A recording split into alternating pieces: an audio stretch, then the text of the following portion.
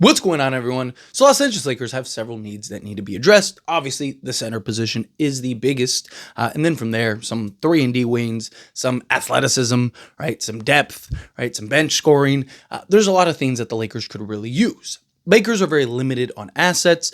You could argue their biggest assets are their expiring contracts, which more likely than not are going to be more valuable the closer you get to the trade deadline, right? They're appreciating assets. The longer the Lakers can kind of ride it out, closer they get to the trade deadline, the more that those will continue to increase because teams are going to want to bail out and get out of various contracts and stuff. But this offseason is expected to be one of the best in a long time. Even Shams recently said that, how he's gearing up for one of the best maybe ever as far as just like player movement and things like that, because the new CBA has all these implications for all these various teams. And it's like, if it's not working, you don't have the time to kind of just like buy your way out of it or, find a team that's just like willing to take on whatever they need to take on and so on and so forth, right? You need to find a solution and a way to get out. Expiring contracts could be a way to do that. So Lakers could look to do so. But one of the things that I want to talk about in particular with this video is, yes, the Lakers' need for the center position is a priority, and it should be priority number one without a doubt. But I don't think the Lakers necessarily need a super skilled center. It would be great to have. It would be nice to have, right? I'd love to get a Mark Williams or, a Miles Turner or something like that. But I don't think that in and of itself is a necessity, right? And you could argue how much opportunity is that center going to get alongside a Luka Doncic, LeBron James, and an Austin Reeves, right? Bare minimum, whoever that center is going to be now the fourth option, right? So how many field goal attempts are they going to get on a nightly basis? How much are you going to run your offense through said center to where they're really going to be able to maximize all of that, right? To where I'd rather kind of shift towards, hey, let's really focus on just filling and solving the center position, even in a stopgap type of way, right? Focus on the center position, and then use said assets to then go and round out the rest of your roster with the best wings and athletic two-way guys that you can possibly get, right? Can you go get a Clint Capella and a Jericho Sims? Choosing those two as an example, right? They give you everything that you need slotted in at the center position. You got a big physical interior center in Clint Capella that can be the lob threat, still one of the better offensive rebounders in the game. He's not what he was in his Houston days and stuff like that. I understand that, but he's kind of what this team needs, a guy that can still protect the rim, a guy that, yes, he's lost a step a little bit, but again, you just need him. Can you rebound the basketball, catch lobs and slam them home and, protect the rim, be a rim deterrent. And then a guy in like a Jericho Sims, again, gives you all those same things. And a lot for him, I look at kind of the role and opportunity and kind of position he's been in on some of these other teams, where now being on a team like the Lakers, you have a guy like Luka who, the guy can jump out the gym, right? Like he's just going to get set up and it's just going to be so easy for him. Rather focus on something like that. Get a Jericho Sims on like a vet minimum. Get a Clint Capella on like a mid-level exception or something, or taxpayer mid-level exception. So get him on the taxpayer. Get one on the vet minimum. Now you have your center position solved, lock up.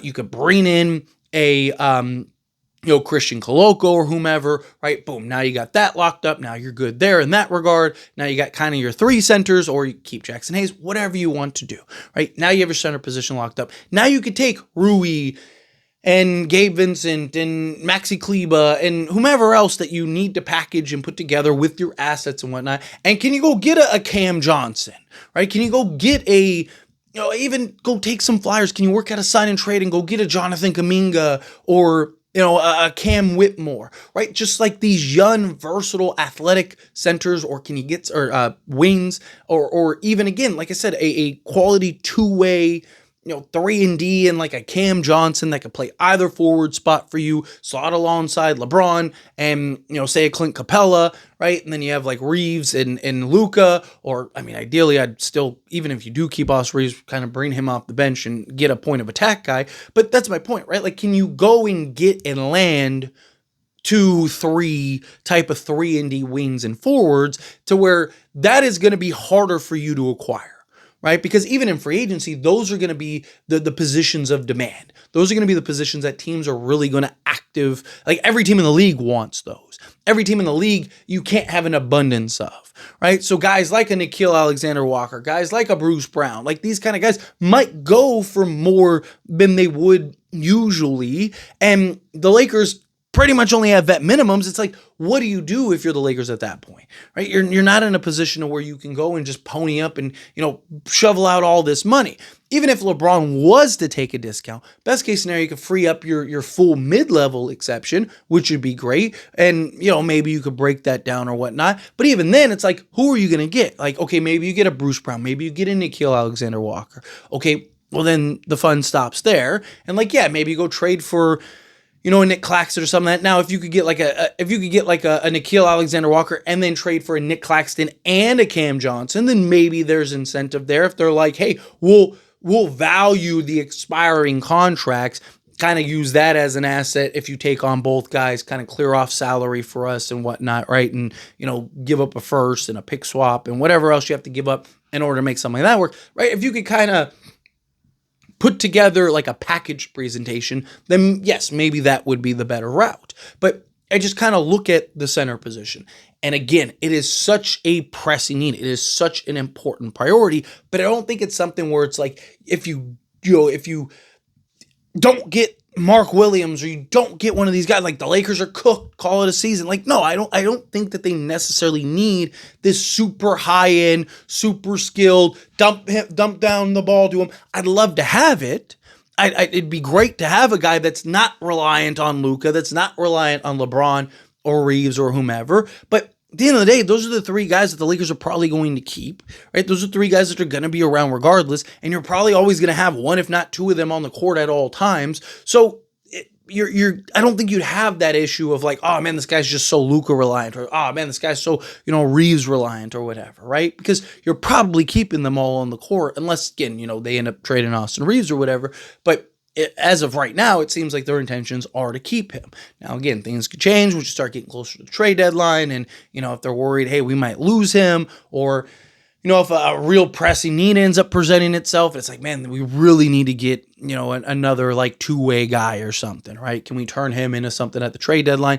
You never know what tomorrow's going to bring, so to speak. But I look at the Lakers and I just go, man, if you could just get yourself just serviceable centers, even for right now, even if it's just kind of a bit of a stopgap until that, like, okay, that's the clear guy that becomes available. Look, maybe it happens at the trade deadline, that guy becomes available. But whatever ends up happening, I just think use your assets to go get the 3-and-D wings.